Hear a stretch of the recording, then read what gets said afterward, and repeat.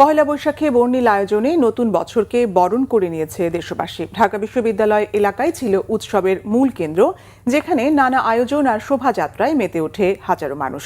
এবারের বৈশাখী শোভাযাত্রায় বিশেষভাবে স্থান পেয়েছে 5টি প্রধান মোটিভ। আর আড়াই বাবুলের তোলা ছবিতে আরো জানাচ্ছেন মেজবা রহমান। চারদিকে ঢাক ঢোল আর বাদ্যযন্ত্রের তালে তালে উৎসবের আবহ। সকাল 9টায় বিশ্ববিদ্যালয়ের চারুকলা অনুষদ থেকে জাতীয় সঙ্গীত পরিবেশনের মাধ্যমে শুরু হয় শোভাযাত্রা।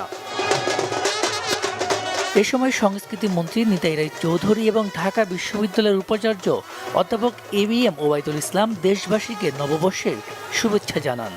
আমরা ঢাকা বিশ্ববিদ্যালয়ের চারুকলা অনুষদ থেকে আমাদের অংশগ্রহণে এই বৈশাখী শোভাযাত্রা এখন আমরা শুরু করছি। আমরা নববর্ষের ঐক্যতান, গণতন্ত্রের পুনরুত্থান প্রতিপাদ্য বিষয় নিয়ে আমরা এবারে এই বৈশাখ উদযাপন করছি। এরপর নববর্ষের ঐক্যতান, গণতন্ত্রের পুনরুত্থান এই প্রতিপাদ্যকে সামনে রেখে 1433কে বরণ করে নেয় ঢাকা বিশ্ববিদ্যালয়ের শিক্ষক, শিক্ষার্থী সহ সর্বসাধারণের মানুষ। সার্বিক পরিস্থিতি মিলিয়ে দেশের মঙ্গল হোক, ভালো হোক, এটাই চাই। হাতি, ঘোড়াগুলা, তারপর মুরগি, তারপর বক, এগুলা, তারপর অনেক মানুষ দেখে খুব ভালো লাগছে। হামে আক্রান্ত শিশু মারা যাচ্ছে, যে আগামীতে আমাদের শিশুরাই যেহেতু জাতির ভবিষ্যৎ, শিশুরা নিরাপদে থাকবে এদেশে, এটুকুই প্রত্যাশা।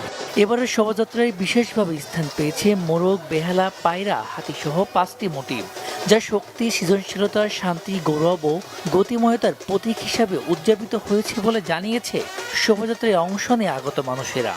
আগামীতে কোনো যেন হানাহানি না হয়, কোনো যেন সাংস্কৃতিক দাঙ্গা আমরা যেগুলো দেখছি অ্যাকচুয়ালি গত 2 বছর দেখে এসেছি, এগুলো যেন না থাকে, এটাই আমাদের প্রত্যাশা। উগ্র সাম্প্রদায়িক গোষ্ঠী এটা থেকে শিক্ষা নেবে যে বাঙালি কখনোই এই সাম্প্রদায়িক সম্প্রীতির বাইরে যাবে না। আমি এসেছি বাংলা নববর্ষকে বরণ করার জন্য, একই সাথে ছেলেকে শেখানোর জন্য যে আমরা বাঙালি, আমাদের সংস্কৃতিকে ধরে রাখার জন্য আমাদেরকে পহেলা বৈশাখ উদযাপন করতে হবে।